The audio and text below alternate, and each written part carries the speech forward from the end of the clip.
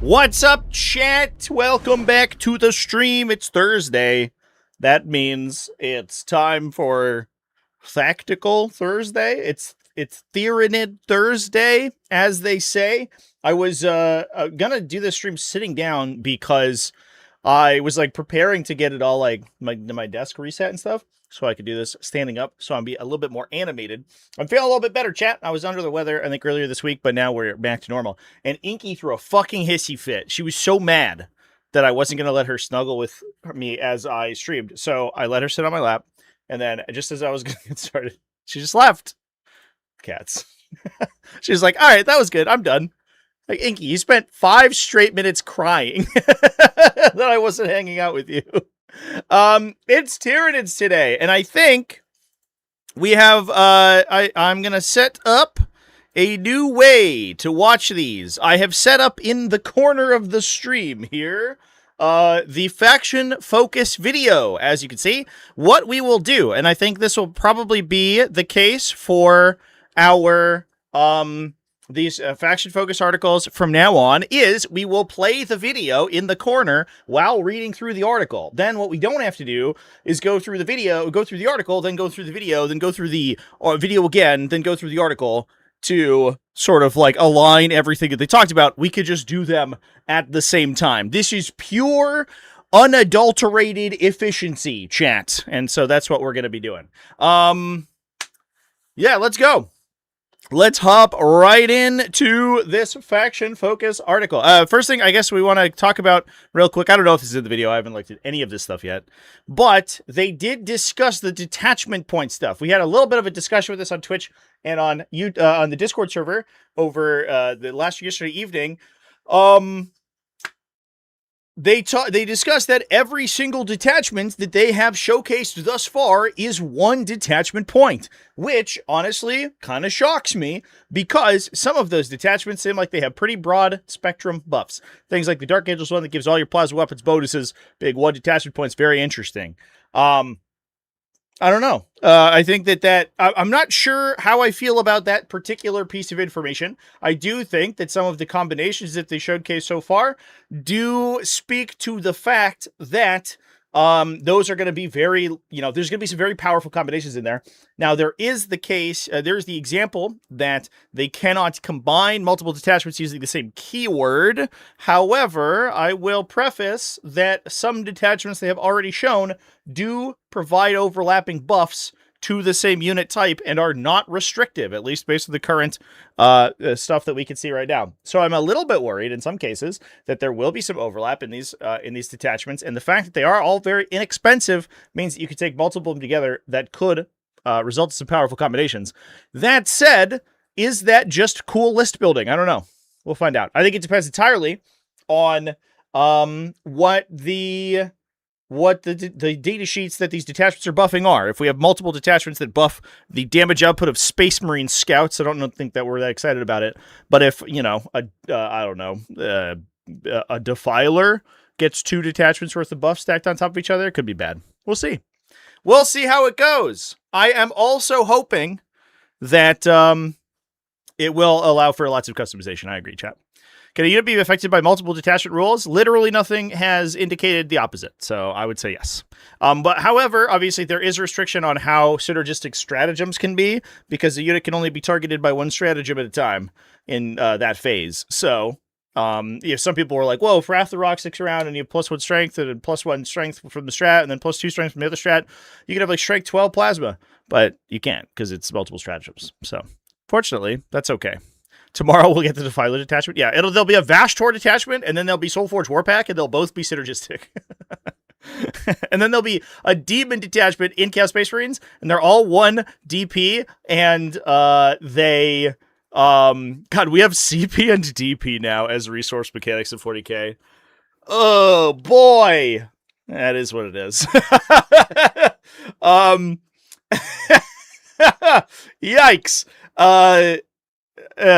Who knows? I don't know. Anyway, let's jump in. Let's jump in and talk about this stuff. So let's hop in and start looking at this video. Hello and welcome to another and Warhammer let's make the video a little louder. Faction Focus. I am joined by emissary of the Hive Mind, Adam Camilleri, and today we are talking about... He didn't change his shirt, Tyranids. chat. So his shirt's the same.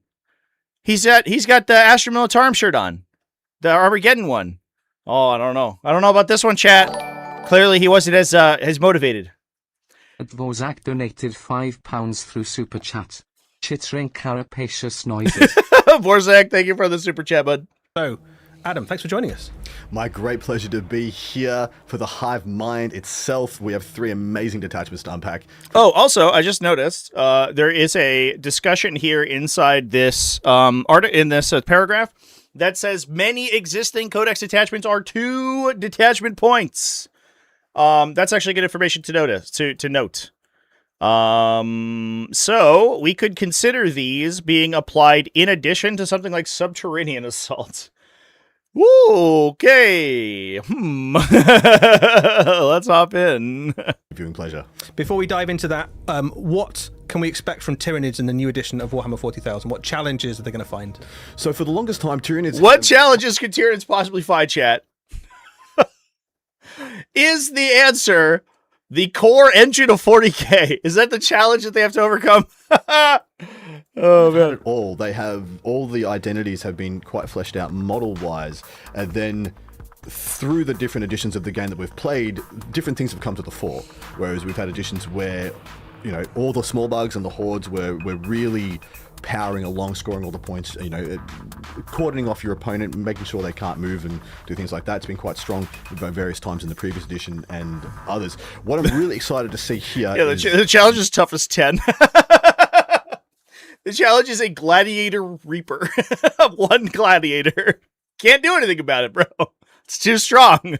We're dead. Medium bug support we're getting from these detachments, where you would say the 3 wound to 5 wound bandwidth of those medium-sized bugs, your warriors, your raveners, things like that. Of course, the Hyperdaphne raveners being extremely strong in the game at the moment as well are going to continue their winning ways. But this is going to bring some really interesting things to the fore for the Tyranids, in that I think a lot of the identities that people haven't been able to really flesh out are getting some real golden treatment in this. I want to see a fleshing out of the identity where their win rate's positive. Especially the last attachment. Cool. You guys wait for the last attachment. I think a flawless segue into our detachments then. So let's have a look at the first one, which is the Warrior Bioform Onslaught. Oh. This is very much a detachment designed around medium bugs, as you say, the warriors. What does it do for them?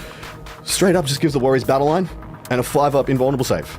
So you can take 6 units of them in 2,000 points, and all of those units have a 5-up end run. And that is, of course... this is not in the article, chat, so we'll just watch the video, I guess. Weapons. So you pick your poison, you could take 6 of each if you wanted, and take 12 units of warriors. So you could go minimum size and just take the smallest size, or go for the absolute maximum size and make some really beefy units. But either way, they're all going to be battle line, and they're all going to get a 5 invulnerable save, which I think they will absolutely... I mean, that's just what it does now, right?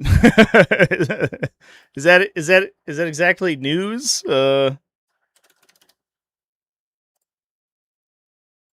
I think that I think that I have 39k up here, but this is borked and it usually doesn't give you detachment stuff. I believe that it just gives the battle line anyway, right? Because they could take all the little guys, all the little 3-mans of the gun guys, which is pretty good. Well, I mean, good. I don't know. It's okay. it's certainly serviceable. So okay. Well, it's good to know that Warrior Bioform is retained, I suppose. Interesting. All right. Well, fair enough, I guess. Okay.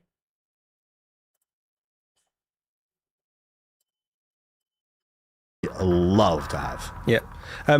Particularly useful as well because their armor save isn't maybe as good as some other things that have a 3-up.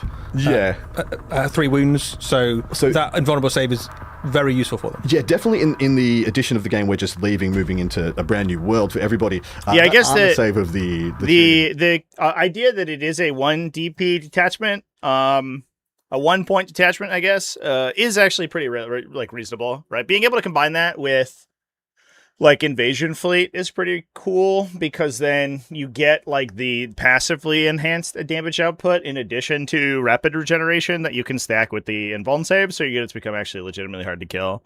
Could you imagine a universe where Assimilation Swarm becomes 1 detachment point and you could stack it with Invasion Fleet? And it like actually becomes a good detachment combination? That would be incredible. Warrior was definitely a talking point out in the community. Was it good enough? Did it need to be stronger, etc., etc.? We'll just take that question, put it to the side, and give them an invuln. And I think that is absolutely a brilliant way of solving what could have been a problem. But moving on from there, firstly, enhancements. Yeah, so etc. We'll just take talking point for everybody. For them. Yeah, definitely in the edition of the game we're just leaving, moving into a brand new world for everybody. That armor save of the Tyranid Warrior was definitely a talking point out in the community. Was it good enough? Did it need to be stronger, etc., etc.? I mean, the 5+ invuln save is okay, I guess. You've got a few options. One of them allows the Tyranid Primes, which are going to be leading those units, to become even more deadly. Yeah, fantastic new miniature as well, getting the silver treatment in this detachment, that Tyranid Prime with the Lash Whip. This is going to give either a Winged Prime or a Tyranid Prime. They just did it in the wrong order. Hey, yo, let's go. Neat. All right, so this is what we're talking about. The Wings Tyranid Prime or Lash Whip Tyranid Prime gets +1 AP and fucking wound rerolls. Holy shit. Rerolls to wound and +1 AP in combat. That's fucking nuts, massive for taking that model, Wait, that's crazy. Cannot struggle at times with 2+ saves or higher toughness into just kind of good for everything. Doesn't matter what it charges, this Tyranid Prime is good. Just a little warrior blender in the middle of your already very durable warrior squads. Well, exactly right. It's going to get even more durable when we talk about the stratagem as well. Yeah, so let's jump to the stratagem. So this is alien physiology, and we know that your Tyranid warriors are already going to be more durable because that 14 vulnerable save. It's 6 at it's either 6 at 2 damage or 4 at 3 damage, +8 at 1 damage. All base AP 2, so they go to AP 3 twin linked. What the fuck? That's actually nuts, chat. That's crazy. And like we're talking about, if we end up with something like Invasion Plate being 2 points, and you stack it with this 1 point thing, they're like also lethal hit, also crit 5 sustains. That guy actually just fucking kills tanks. That's nuts. What? Holy shit. That's insane. This is going to make them even harder to kill. Yeah, 1 command point to just simply say in your opponent's shooting phase or the fight phase, you are -1 to wound if strength is higher than toughness. And I think this is everything that Tyranid Warriors needed to come back into the game into a big way. And the fact that you could take this with an existing detachment already, one of the well-supported existing Codex detachments that are blending into the new edition of the game, this is just going to be... So this is actually just some more worse than the current version of the game. Than the current version of the detachment, because the current one has Synaptic Shield, which affects both the warrior unit and an endless multitude unit within 6 inches of them. So this is like straight up a debuff. Although, obviously, as we're talking about with any of these new detachments, you're using this alongside other stuff, right? So it's not like this detachment. I mean, this enhancement's fucking sick. I don't know. No bones about it. But like this strategy being not as good as it currently is, then it's not the worst thing ever, because oftentimes you'll be able to stack it with additional defensive technology, which is fine.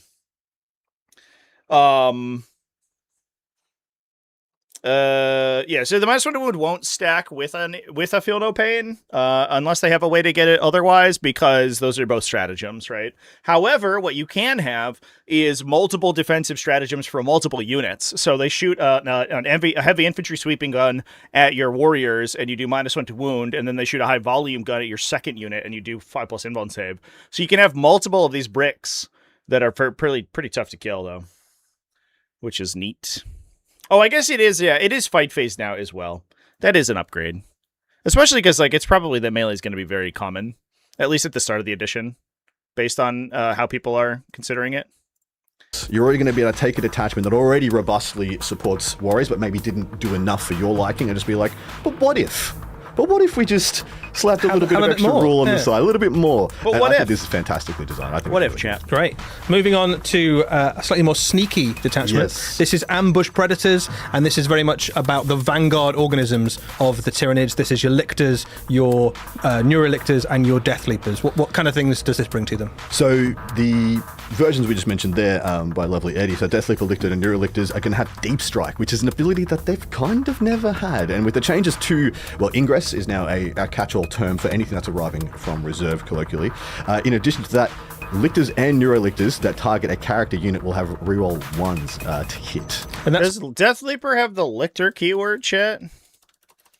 This doesn't, like, randomly exclude Death Leaper. She doesn't. Okay. That's weird. What? The detachment ability? Half of the detachment ability specifies Death Leaper, the other doesn't? Okay. Why? Why is that the case? That's bizarre. Okay, well, I mean, it is what it is, I guess. Here's the thing, chat. Assuming that none of their abilities change, Lictors have free rapid ingress. That ability has always been kind of mid because they come off the table edge, so your opponent can play around it. It's useful in some cases if you're like, oh, I don't need the screen or I don't need the early game utility, so I have an extra Lictor in, sitting in reserve, and round 2, round 3, I can hop into my opponent's backline and like go kill some like a utility unit or fuck with them or make them, turn around and try to kill it. That's never bad. But it's always been kind of, it's very easy to screen your opponent. Like, you can't go into their deployment zone turn 2, so they don't have to worry about it really.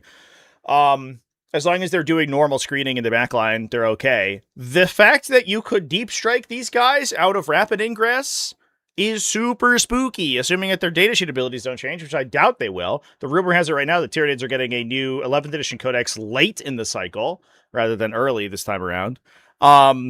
Which means that this ability will probably stick around. So deep striking free rapid ingress with these little things is actually really crazy. The other thing, too, is that it lets you steal objectives from people. Not being able to ingress onto, what are now going to be objective terrain features, but onto objective markers meant that you didn't have the ability to, like, threaten control of an objective when your opponent wasn't expecting it, right?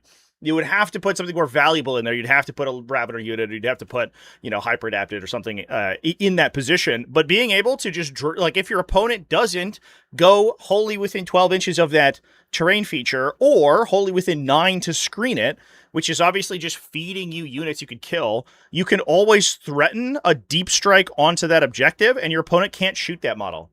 And to my knowledge, at least based on the verbiage that we've seen so far, even extended detection range units don't have any effect on lone operatives. So regardless of whether or not you're hidden in that position, your opponent's still not hitting you, which seems great. Like, honestly, this feels like a not a big deal, but actually this is sick.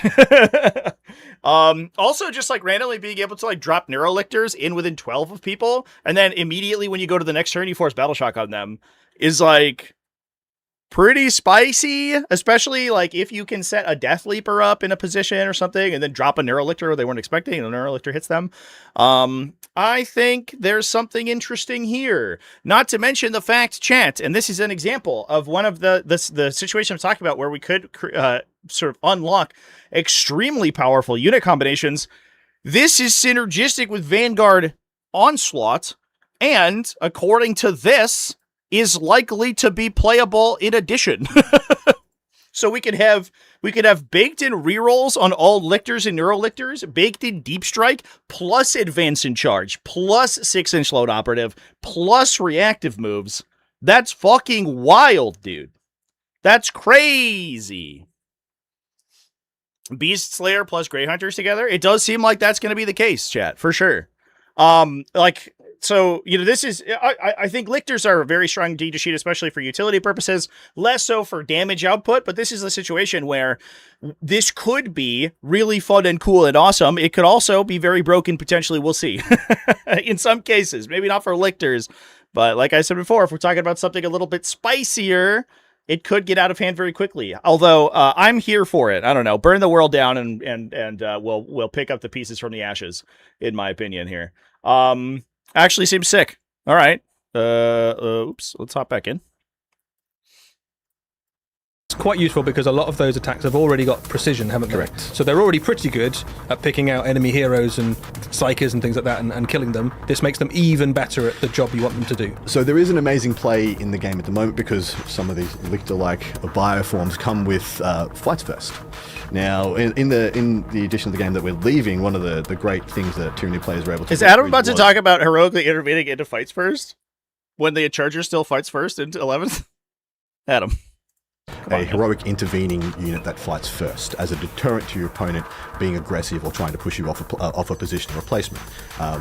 This giving them ingress, giving them deep strike, giving them the ability to ride from reserve and that tactical flexibility kind of unlocks an even bigger play pattern available to those models and to those interactions for the savvy Tyranid player. So I think this is pretty exciting. So I mean, in some ways, the power of fights first has been diminished a little bit. Yep. This detachment puts a whole bunch of new tools onto those units that you may have gone, oh, maybe I'll move away from those, but you've still got lots of tools to play with. Agreed. I do believe the tales of fights versus demise have been very much overstated. Well, we will see. It's still an incredible ability to have.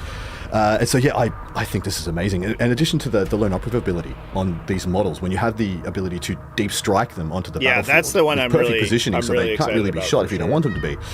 I just think it's a very exciting thing to have. It adds a huge amount of dynamics as well to things that are already very exciting models. So let's have a look at some of the enhancements and the stratagem. So let's start off with the enhancement. I think, honestly...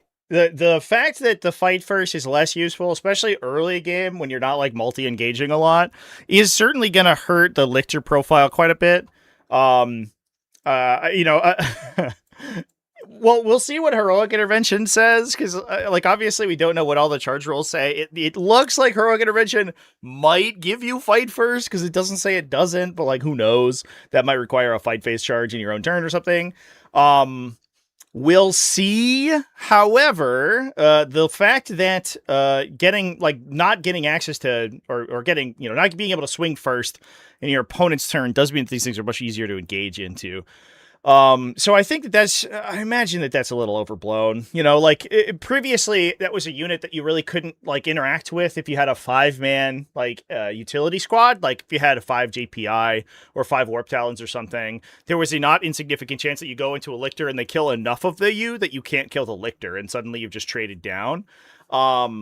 And I don't think that interaction is going to happen anymore. So it is much easier to deal with these units. But as I was saying, I do think that the fact you can deep strike 2 objectives is huge. That's so big. And that's not something, it feels like something they're downplaying, which is interesting to me. We'll see. Encircling Horrors.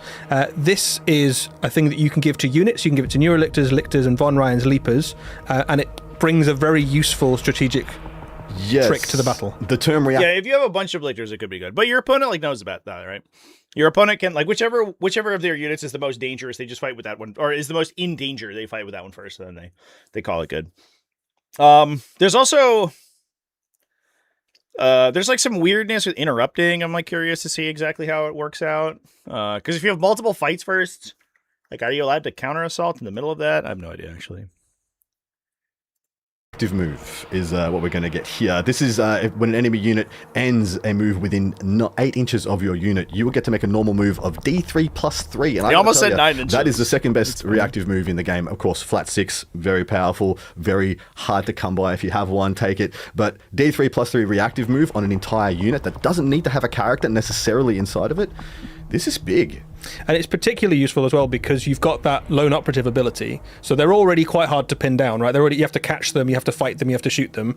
If you're trying to move units forward to catch them in your arc of fire, they can then just move out back into lone operative territory potentially. You nailed it, mate. That is absolutely spot on. Yeah, not to mention the fact that if we are playing this with expanded lone op in Vanguard Onslaught, that's super tough to get around, because this is in addition to the fact that you can also have the reactive move out of Vanguard Onslaught available for you as well. So that, obviously, the upgraded unit will do it for free, but a second unit would be able to potentially at the same time, and you have access to that lone op stuff. Of course, you could do this on Von Ryan's Leapers as well if you wanted a movable, malleable screen out in front of your army. That's also going to eat your opponent's screening units as well and their utility units, while also staying ahead of the opponent with the reactive move. Or, like you said, you can chuck it on a Neurolictor and just keep it one step ahead of your opponent. It being a normal move and not in advance. It just says move, chat. It doesn't specify normal move, so I imagine in the new terminology of the edition, all of these move keyworded effects. So that means disembarkation, normal, advance, fallback, ingress. All of those can trigger this, which means likely in future releases you will be able to reactive move 6-inch deep strikes, which is kind of a huge change. As someone who likes playing 6-inch deep strike detachments, it does make me a little scared. But it seems to me like that is what the terminology of this ability is. So it's any kind of movement within 8 inches is what it seems like to me. Frustrating yet nuanced to use piece on the table. Yeah, and then last up, let's have a look at one of their stratagems. This is counter predation, and this is an interesting stratagem that interacts with the new hidden rules, but not in a way that maybe you were expecting. Yes, not in the way that you would make sense. When people talk about hidden, or we're starting to unpack all the nuances of the hidden mechanic, you automatically just assume shooting phase. This is in the fight phase, and when you fight a unit that is hidden, you will get +1 strength and AP for 1 command point. So that unit that your opponent thought was the safest it can be, can't be targeted, nice and tucked away in a piece of cover, safe as houses. All of a sudden, there's an enormous Tyranid predator crawling out of the woodwork to try and eat you. Lictor looms up behind you, +1 strength, +1 AP, see you later, get off the table. Yeah, it's a really fun little thematic rule. So that pushes a lot of the Lictor profiles to strength 8, potentially 9, which is very relevant because they could get the synapse bonus, so they could go to 8, AP3. I kind of wish this is like one of those things where you could get multiple units tagged with it, but Von Ryan's Leaper's getting it's actually kind of spooky. Because those guys go to strength 6 AP2 with up to 36 attacks for a unit, which is like kind of wild. This ability is really sneaky. I kind of like it, chat, because I mean we have to see exactly what the hidden rule specifies, but right now it seems like it's like an infantry unit within a terrain feature that has not made a ranged attack. This in the previous turn. Which means that, like, if they like run up their jump pack assault intercessor unit and then like charge in, they are by definition, like, they charge into a terrain feature you're defending. They are by definition hidden, right? And so you just get to get a bonus against them. If that's the case, that's fucking hilarious. Like, you better shoot all your pistols before you engage this detachment, because randomly they have a stratagem that can key off you not doing that. I don't know if necessarily that's exactly how the mechanic works. I don't know if charging breaks hidden, or if it requires you to be entirely in the terrain feature, but I think that's very funny.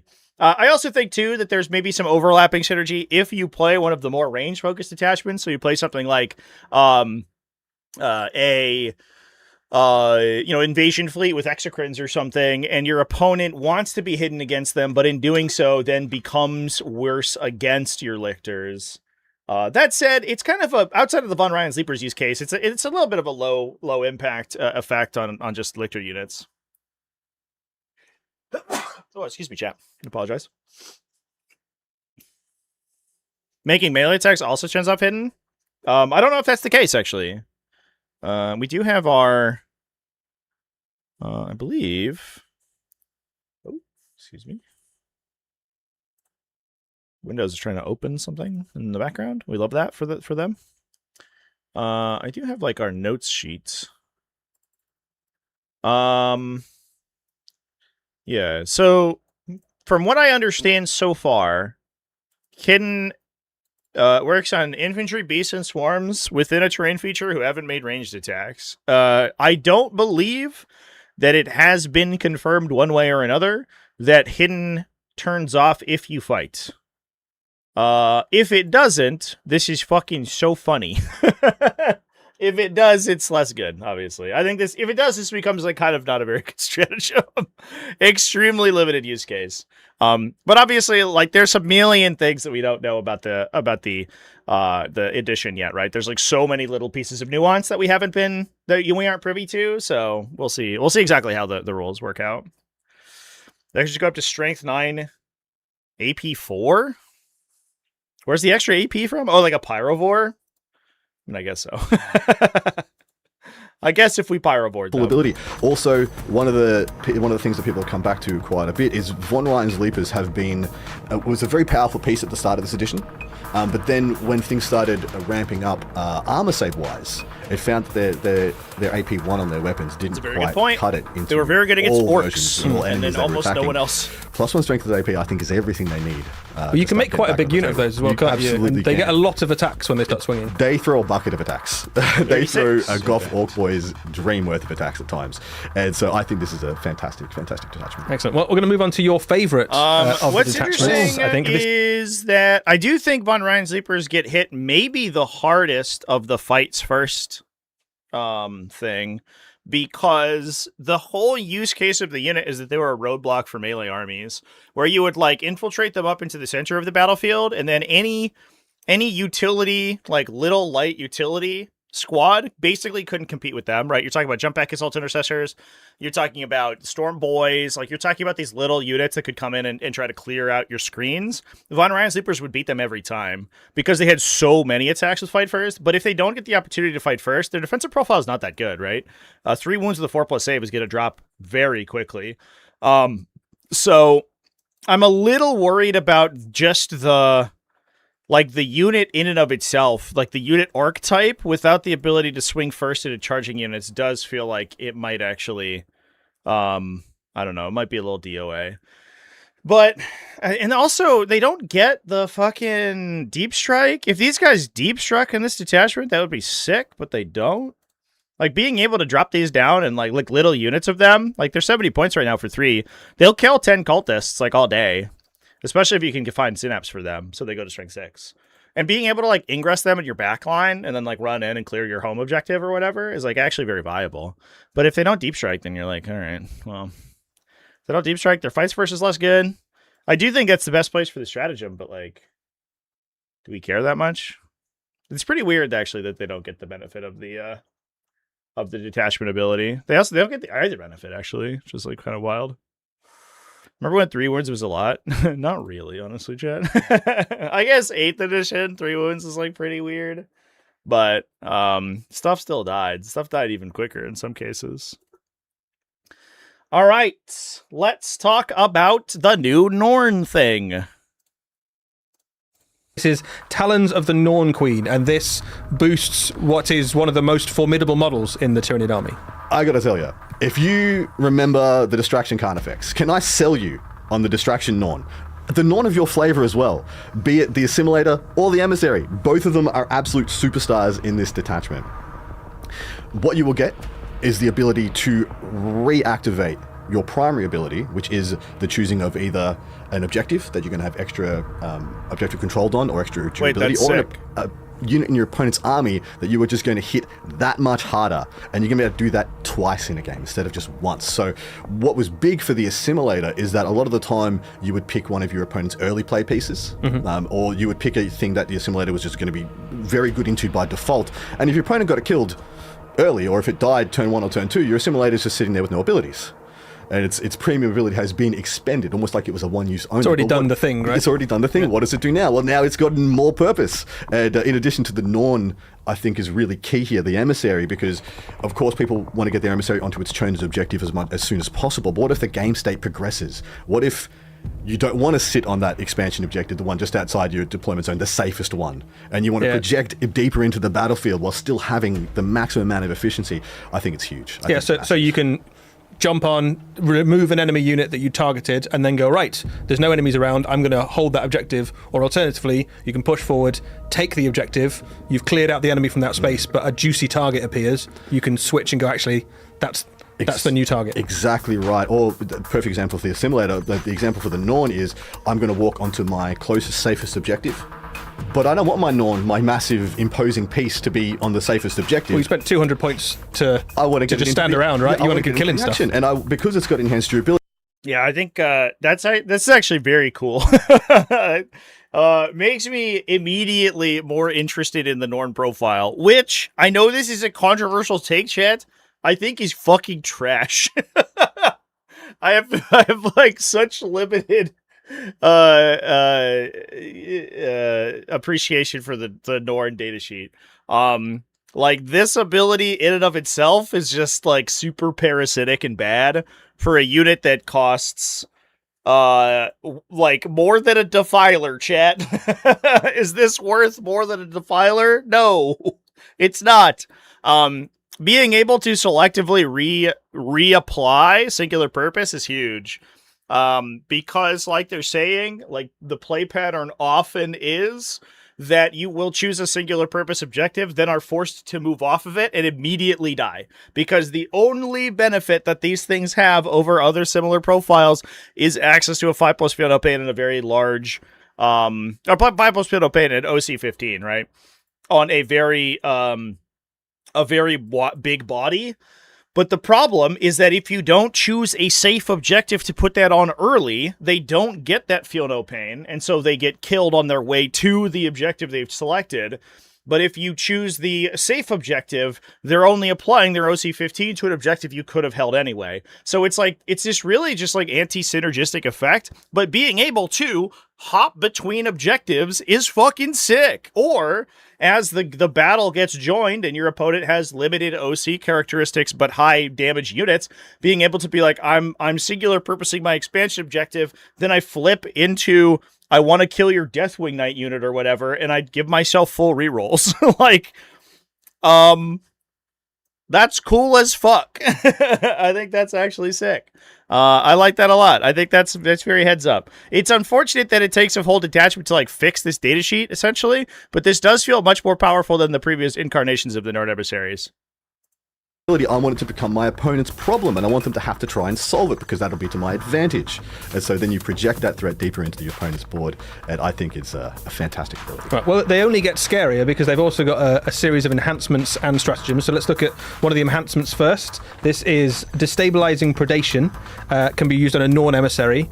Makes it even better at killing selected enemies. Anti-character 2+.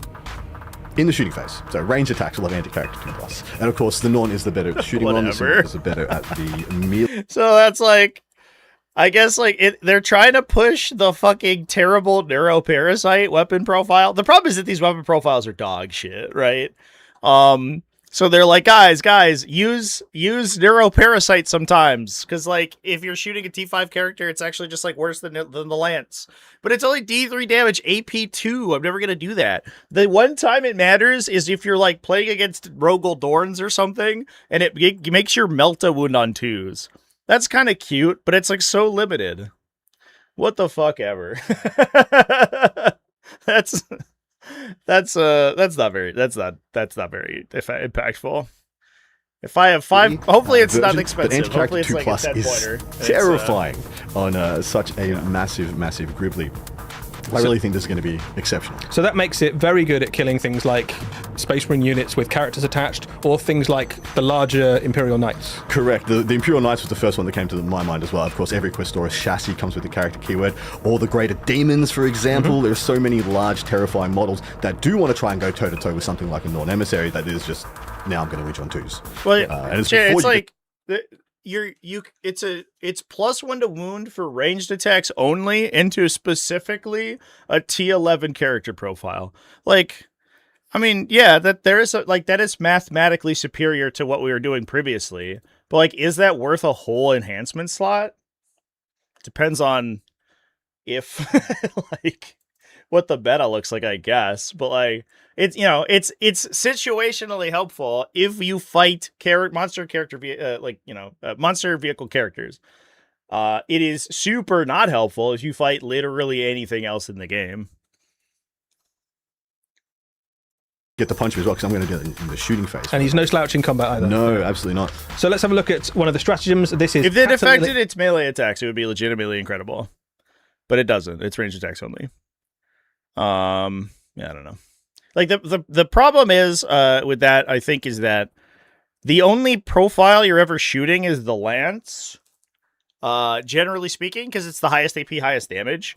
The neuroparasite's very cute, but because it is so limited in its damage profile, if it was like 3 damage or D6 or something, I think you would shoot that more often, and then that ability would be good, because if you're fighting T5 characters, you're +1 to win against them, you have a better chance of precisioning them, maybe it's fine. But it's already strength 8, so you're already winning up to T4 characters on 2s anyway, so it doesn't do anything against most infantry characters, and then it's lower damage, so the chances that even if you convert both hits, most infantry characters live, it's not doing anything. So, like, there's a bunch of, like, this enhancements try to buff this weapon that's basically worthless anyway. So we're always shooting this one, which is wounding basically any infantry character in the game on 2s regardless, unless you're like a Death Shroud Terminator, right? Or an Alaris Captain or something. And Alaris Captain's not going to die anyway. They're going to flip your damage to 1, and you're going to sit and cry. Not to mention the fact that you're not even positioning them, so who cares? And then against most vehicles, you're wounding on 3s. So it's like +1 to wound against some vehicle or monster characters with 2 attacks. Like, okay. I mean, that's okay, I guess. I don't know. Catalytic biofortification. As one command point, and is just going to simply give your Norn assimilators. Whatever. A feel no pain 4+ against mortal wounds, which is fantastic to have. Right. Because, of course, not having the chosen objective and getting the feel no pain activation as easily as the Norn, and being quite different in purpose. When you took in a simulator, people were like, well, I'm going to hit it with explosives, which is the word we're going to be using now for the grenade strategy you'd know and love. Things like tank shock. You have a big, for one command point, we can pretend our Norn assimilator the best way you can take care of it is over 2 or 3 turns, chip away with mortal wound equivalent. So this is just going to say one CP. You're going to have to deal with me another way. Excellent. Well, Adam, thanks so much for your thoughts and insight. We will be back very soon with another Warhammer 40,000 faction focus. Okay. Well, there you go, chat. That's the faction focus article. I was excited about these effects, about this detachment ability, but it does feel like you are paying a detachment point to get use out of your overcosted and underpowered data sheets.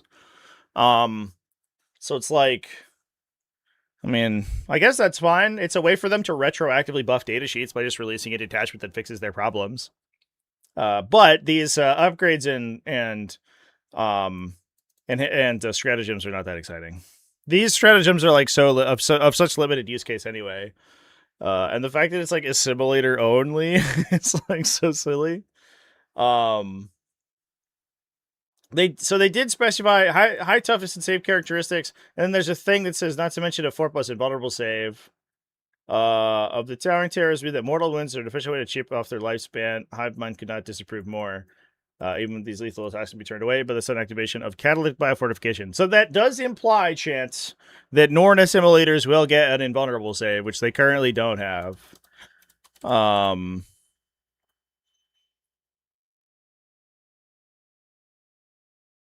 We'll see if that ends up being the case. That would be big if true. At Fate Weaver 9 donated $5 through Super Chat. Chaos Demons tomorrow. Demons are getting removed in 11th Tumors in Shambles. Let's go, Chaos Demons! This time gathering around the 8-point sigil some of the Dark Forces, the Chaos Space Marines, and Demons. Chad, I'm excited. I'm excited! Let's go! That should be good. Yeah, 4+ invulnerable save would be incredible. Unironically, would immediately, I think, change a lot of the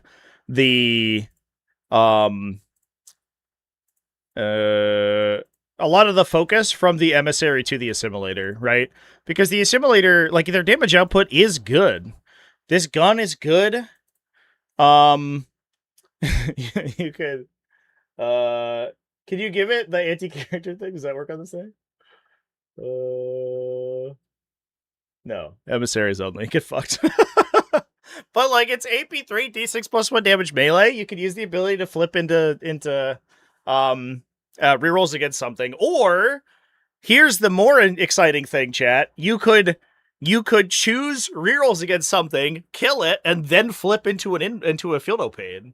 Right? That would be great. But the problem is, and especially with the new cover rules, like a 2+ save in a lot of cases, is very similar to a 4+ invuln with the old cover rules, but obviously once you hit ignore cover or melta attacks or something, the assimilator died immediately. However, with the new cover rules, a 4+ invulnerable save is going to be that much more effective because AP3 is going to punch all the way through an armor save now. So an assimilator with cover and a 4+ invuln is going to be dramatically harder to kill than it was previously because you're going to get that -1 to hit and you would get an improved save characteristic against those high AP weapons.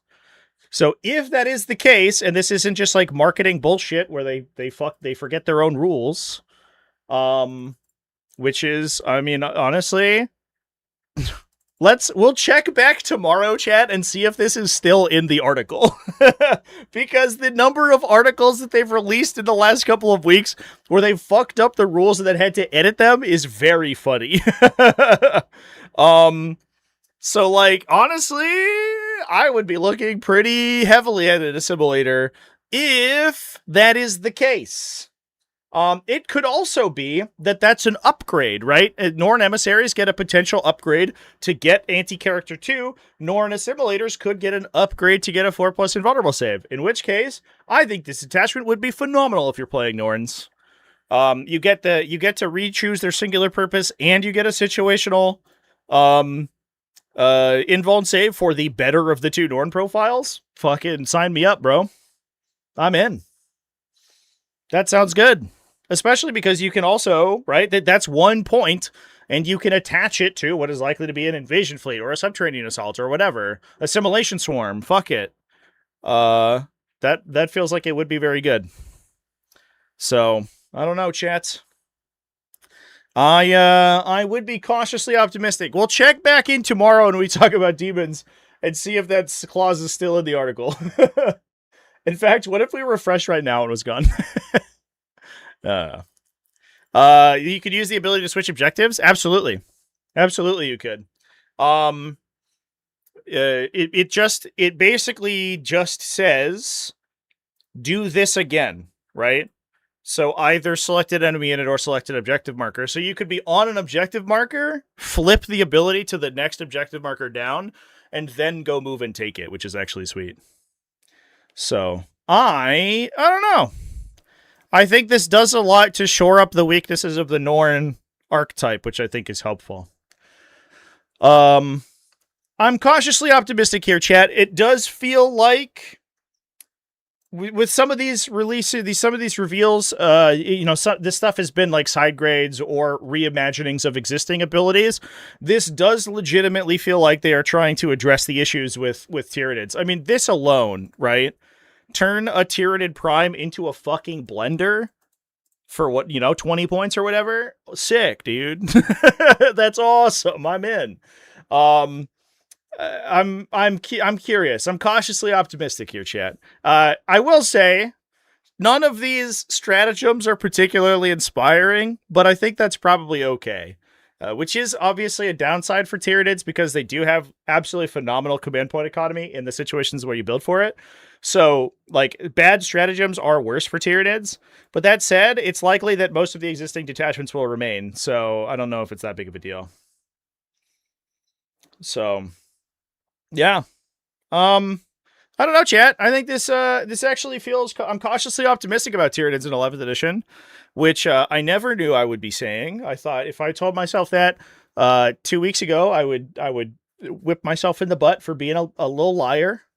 But between that and the the greater focus on action and board control, like positional secondary or objective play, which is always good for Tyranids because they're just very good at that. The buffs to battle shock effects, which is obviously good for Tyranids, in addition to what seemed like some pretty reasonable detachment effects. Tyranids might be okay, chat. They might be in an okay spot. We'll see. They don't feel like it's going to, I don't know necessarily if it's going to like break the game wide open or anything. You're still working with Tyranid datasheets unless they change. Who knows? But yeah, I'm curious. Anyway, chat, with that, I think we're going to go ahead and hop off. Sounds like Chaos Demons tomorrow, which I'm excited about. We did some prognostication about demons on Twitch yesterday while we were fucking around. We had some cool ideas. I think it would be interesting if demonic allies got rolled into separate detachments. I think there's a lot of design space there. where if, for example, you said, you know, if I'm playing Chaos, if I'm playing Emperor's Children, we get a, you know, Slanesh demon summoning detachment that's a 1 detachment point, and we can staple on to Coterie of Excess and take Demonettes or take Seekers as our early game utility.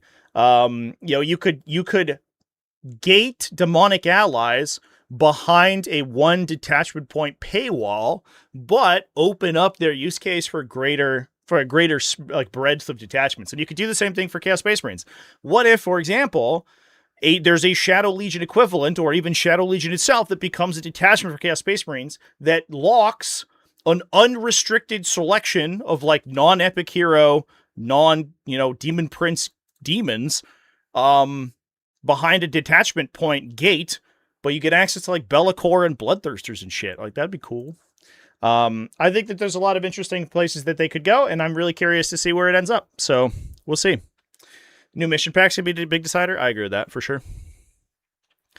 1 detachment point to get demons. Yeah, I mean, you could, like, it could be interesting, right? You get, let's say, like, maybe you get an enhancement for a demon that's, you know, I don't know, lets you, like, 6-inch deep strike as long as you're near a sorcerer or something for your unit. And then you get, like, you know, it's just stratagem that's like reroll 1s to invuln save on demons or something, and then you just call it a day. And the detachment ability is that you can take up to 1,000 points of demons or something in your army. Honestly, a lot of cases, getting access to Dirglings and Beasts of Nurgle and Plague Bearers is worth the price of admission for 1 detachment point. So yeah. Anyway, chat, I'm excited. This I guess my excitement for the new edition,